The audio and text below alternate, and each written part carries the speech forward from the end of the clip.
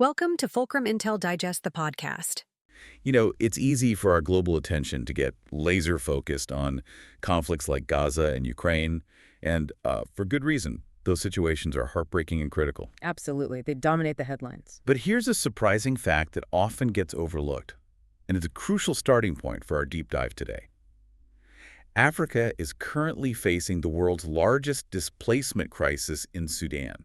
A staggering humanitarian crisis. And get this, Burkina Faso was actually ranked by the Global Terrorism Index in 2025 as the nation most affected by terrorism in the entire world. Most affected. Yeah. That really puts things into perspective. So today, our mission is to unpack the intricate security situation across Africa. We're drawing on recent reports and analyses to give you a fuller, more nuanced picture of what's happening on a continent the mainstream media often, well, leaves behind. Yeah, it gets sidelined too often. We cover more topics like this every Monday and Friday. So if you'd like to stay up to date, click the subscribe button and give this video a like. Now let's jump in. We're going to quickly and thoroughly try to understand the key threats and their, far-reaching implications. It's an absolutely essential deep dive for anyone looking to truly understand global dynamics. Because what happens in Africa has significant international ramifications, even if it's not always the headline news. That's a critical observation. Let's begin our exploration in a place that might surprise you. South Africa. It's a nation not embroiled in active warfare, nor is it primarily targeted by jihadist insurgents. Yet the security situation there is described as, well, dire. Dire, even without a formal war. Exactly. We're talking rampant violent crime, Yeah. including gender-based violence, relentless gang activity, and deeply entrenched organized crime making headlines almost daily. It's a constant struggle on the ground. But the allegations here take an even more concerning turn. We're not just discussing street-level crime. Explosive claims recently came from General Nwanla Mkhwanazi, who leads the police in KwaZulu-Natal province. A very senior figure. He reported on an investigation revealing truly shocking claims that politicians, law enforcement, SAPS, that's the South African Police Service, Metro Police, correctional services, prosecutors, and even the judiciary are allegedly controlled. Controlled by whom? Allegedly controlled by drug cartels and as well as business people. Wow. Yeah. That's huge. What makes this particularly striking is that while corruption has long been understood to be a significant issue within South Africa's national security apparatus, it's highly unusual for a top official like General Mkhwanazi to publicly accuse so many within the system Right. of such deep involvement with crime syndicates. This signals a level of institutional rot that's rarely admitted so openly, and it raises serious questions about the state's capacity to uphold law and order. So how do you interpret President Cyril Ramaphosa's move following these allegations? Does it signal a genuine shift, or is more of a political maneuver given how public these claims were? Well, on July 13th, President Ramaphosa did announce the suspension of Police Minister Senso Machuno, one of the individuals named in Mkhwanazi's allegations, Okay. and he also launched an investigation. This is undoubtedly a significant step, signaling that the allegations are being taken seriously at the highest level. A crucial detail highlighted in various analyses is the paramount need for robust whistleblower protection for Mkhwanazi. Tragically, targeted assassinations of whistleblowers have occurred in South Africa in the past. Oh, really? Yes, it underscores the severe risks involved in challenging such powerful and seemingly interconnected networks. So, while an investigation is underway, the safety of those speaking out remains a critical concern. That's a stark reminder of the stakes involved. And just when you think you've grasped the complexity of South Africa's internal struggles, there's another fascinating development. Kind of points to a different kind of emerging threat. Okay. On July 12, 2025, the Electoral Commission of South Africa, the IEC, actually rejected the application of a group called the Islamic State of Africa, or ISA, to register as a political party. A political party named Islamic State of Africa. What's concerning about this is the background of the group's founder, Farhad Humar. Right. Tell us about him. He has previously faced terrorism accusations in South Africa and is suspected by U.S. authorities of leading an Islamic State cell in the country. Okay, so not just some random name choice. Not at all. He explicitly stated in May that he started ISA with the goal of introducing Sharia law to South Africa. The name itself, Islamic State of Africa, bears a chilling resemblance to the Islamic State terrorist group. Of course. Which is, a globally recognized entity responsible for immense violence. The attempted political registration adds a layer of audacity to this. That certainly adds another layer to this complexity. So while South Africa grapples with this internal web of crime and alleged political corruption, it's crucial to broaden our view because jihadist terrorism is a persistent and expanding threat across the entire continent. It really is spreading. On July 4th, 2025, Islamic State, or IS, released an infographic detailing its attacks during the first half of this year. And the numbers? The numbers are remarkable. Of the 13 countries where IS reported carrying out attacks, a staggering 9 of them are in Africa. 9 out of 13, wow. That means more than half of the countries where IS is currently actively operating are on the African continent. More than half. The top 4 countries most affected by the sheer volume of attacks are Nigeria, Somalia, the Democratic Republic of Congo, DRC, and Mozambique. So if Africa is now the primary theater for Islamic State operations, what does this tell us about the global fight against terrorism and perhaps our own understanding of where counterterrorism efforts truly need to be focused? That's a really good question. This shift suggests that while global attention may be elsewhere, IS has found fertile ground and is intensifying its activity significantly across various African regions, making it a critical front in the global struggle against these groups. That's a powerful point. If we zero in on one of those affected countries, Mozambique, we've previously discussed Islamic State Mozambique, or ISM, in the northern Cabo Delgado province. Right, Cabo Delgado. On July 12th, ISM adopted a new and very troubling tactic. They targeted a South African-owned tourist destination, the first confirmed attack of its kind. A tourist spot. That's right. And brutal. At least 2 people were tragically beheaded. Some analysts in South Africa call this a wake-up call for the nation to take more decisive action against the jihadist threat emanating from the north. A wake-up call. Yeah. Yet the follow-up from South Africa has been notably unclear. This attack occurred shortly after the withdrawal of the Southern African Development Community Mission in Mozambique, or SAMI, which many would consider a failure, as its objective to rid Cabo Delgado of ISM was evidently not achieved. Clearly not. ISM, targeting a South African business after the SAMI withdrawal, almost feels like a direct, defiant statement. Yeah. What's even more concerning is the apparent lack of official communication from the South African government regarding this brutal attack on its own citizens and business interests. Yeah, that lack of an official statement from President Ramaphosa, especially on an attack against a South African business involving such brutality. Yeah. It raises a critical question about contrasting priorities, doesn't it? It really does. It suggests that domestic security issues might be taking precedence over the ISM threat, despite South Africa's previous involvement in regional counterterrorism efforts, including those in the DRC. Which were disastrous for their troops. Exactly.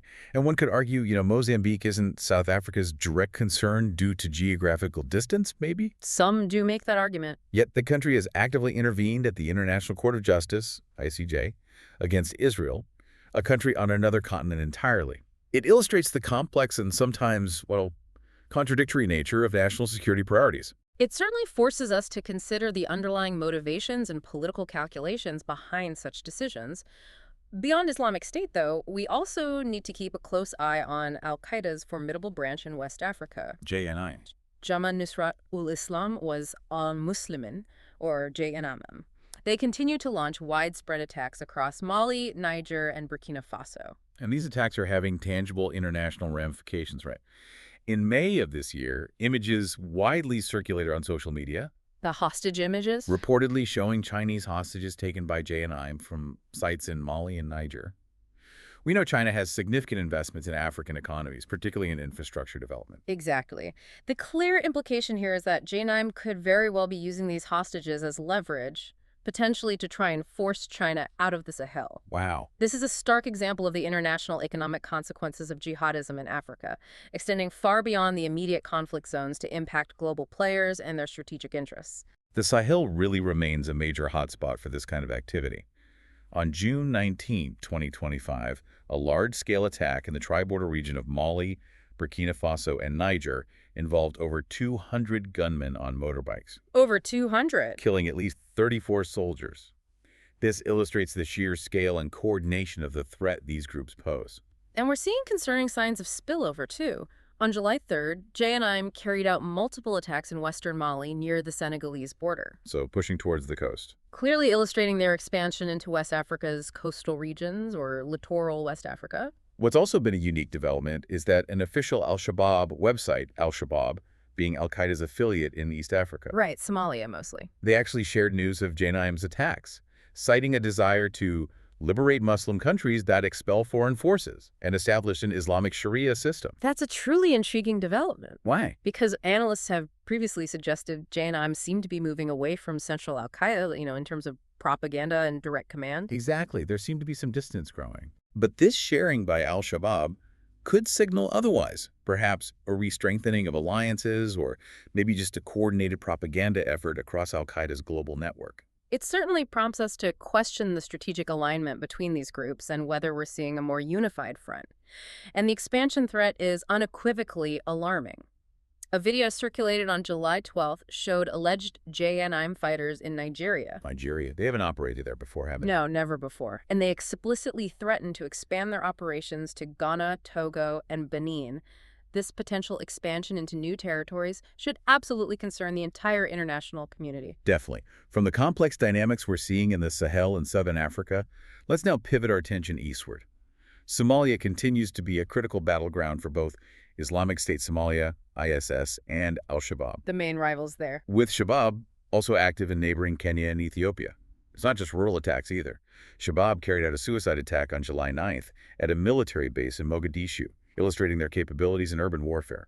And Islamic State Somalia has its own expansion ambitions. An ISS infographic detailed 11 days of attacks in the Bari region, and they even issued a call to Muslims across East Africa, specifically targeting Ethiopia, asking them to join IS. So, actively recruiting beyond Somalia. Yes, this highlights not only their intent, but also their capability to train new fighters in their camps. Both IS and al-Shabaab are incredibly active online with their propaganda, constantly providing insights into their operations and capabilities. Like what? For instance, the Al-Qataib Foundation, one of Shabaab's media wings, recently posted a photo claiming fighters had peacefully taken over the Tardo area. They're always pushing their narrative. So we see the larger, often violent feud between Shabaab and ISS, reflecting the global battle between Islamic State and al-Qaeda. It's a microcosm. And these African offshoots are clearly crucial to this global narrative. Civilians, unfortunately, often get caught in the terrifying crossfire as these groups compete for territory and influence. Tragically, yes. Now, let's confront the devastating human cost of these conflicts. One tragic reality is the deliberate targeting of African Christians by jihadist groups. Islamic State propaganda explicitly calls them kafirs, or infidels, A derogatory term. in countries like Nigeria, the DRC, and Mozambique. In many claims of responsibility for attacks in the DRC, IS specifically states they target Christian villages. Deliberately targeting based on faith. What's profoundly striking here is the stark contrast in global attention. For example, the Associated Press reported 66 civilians killed by suspected Islamists between July 10th and 11th, 2025, in the Ituri province of the DRC. 66 people. Yet, you'd be hard-pressed to find widespread online outrage for these incidents that is equivalent to what we often see for similar civilian deaths in places like Gaza. That's a difficult point. This disparity raises an important, uncomfortable question about why some tragedies capture global headlines while others remain largely overlooked. It's a sobering and profoundly important point. And the numbers associated with this persecution are just staggering. Open Doors reports that more believers are killed for their faith in Nigeria than anywhere else in the world. More than anywhere else. Beyond the killings, over 16.2 million Christians in sub-Saharan Africa, a huge number from Nigeria, have been driven from their homes by this violence. Fans displaced. And in Mozambique's Cabo Delgado, Aid to the Church in Need reports immense suffering, with arson being a common tactic specifically targeting Christian homes and businesses. And beyond the killings and displacement, forced conversion is also employed as a tactic. Islamic State's weekly magazine, Al-Naba, previously showed an image claiming over 50 alleged Christian converts. Many appearing to be children, converted to Islam in the DRC after a Dawah campaign, which is the act of inviting people to join Islam. It's a chilling use of religious outreach as part of their broader terror strategy. Truly chilling. Shifting our focus now, let's examine the role of external actors, specifically Russia's evolving presence on the continent. For a long time, we've seen the notorious private military contractor, or PMC, Wagner Group, Infamous for its brutality. known for its brutal actions. But now Russian military operations seem to be transitioning from Wagner to the more transparent and official Africa Korps. Which is backed directly by the Russian Ministry of Defense. So what's the thinking there?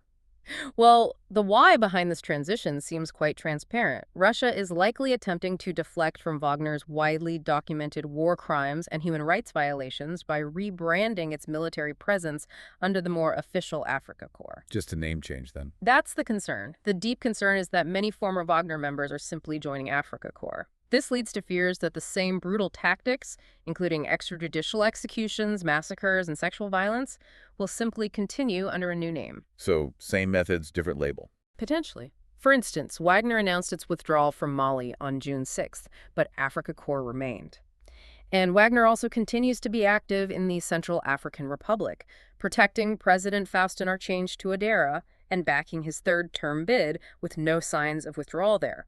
So the playbook might be changing names, but not necessarily its content. So a name change, but potentially the same tactics and devastating impact. Yeah. Beyond these large-scale conflicts and external influences, there are other emerging threats we need to monitor across the continent.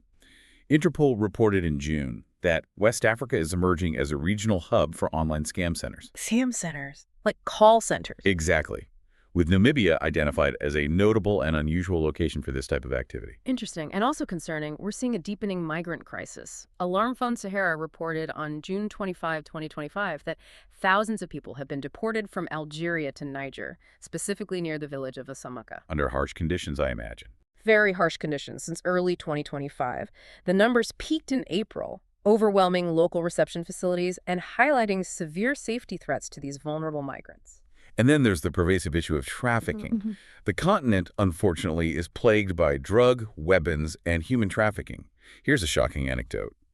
In May, a South African woman was convicted of kidnapping and trafficking her own 6-year-old daughter. Her own daughter. Yes. The child's teacher alleged in court that the mother claimed the child was on a ship, inside a container, and they were on the way to West Africa. Wow.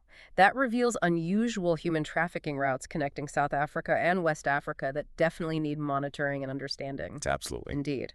And drug trafficking routes through South Africa are particularly common and well established. In March, for example, a Nigerian drug mule was arrested at Or Tambo International Airport in Johannesburg, arriving from São Paulo, Brazil. A major hub. Definitely. Just a month earlier, Zayar's 7.5 million worth of cocaine was seized at the same airport from 2 South African couriers.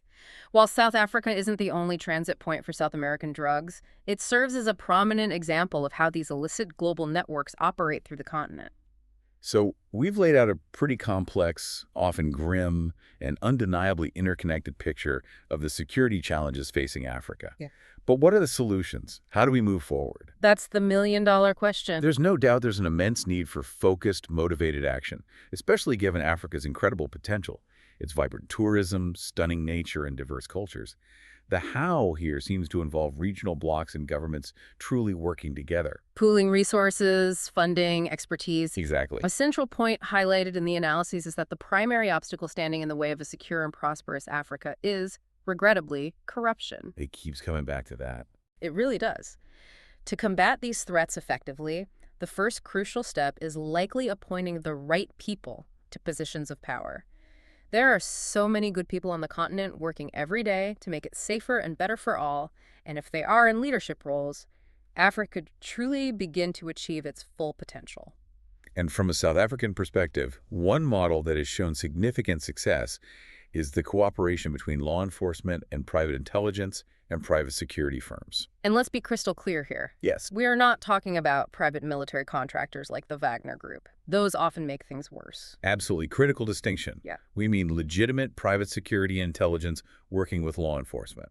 South Africa has a long-standing history of successful collaboration between official law enforcement and these private firms to carry out targeted operations with very positive outcomes. And this approach underscores the need for nuanced strategies. There's no one-size-fits-all solution for countering these diverse threats across the entire continent. Right. The South African model of law enforcement and private intelligence cooperation could certainly be effective in other areas, but each context demands a tailored, nuanced strategy that avoids simply replicating approaches that have proven harmful elsewhere. It's about adapting solutions to the specific challenges and capacities of each region.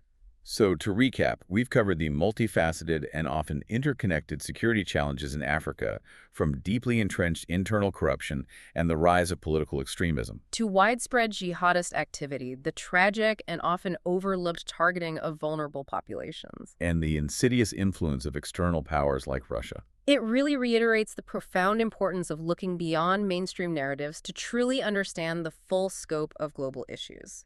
This deep dive should, hopefully, arm you with a clearer, more informed perspective on a continent that deserves far more attention and nuanced understanding. And that brings us to our final provocative thought for you, the listener. Considering the vast and varied threats we've just explored, and the calls for both strong local leadership and nuanced external support, what do you think is the single most critical, actionable step the international community could take right now to genuinely improve security and human well-being across the continent? A tough question, but a vital one. We'll leave you to ponder that. Until next time, stay curious, stay informed.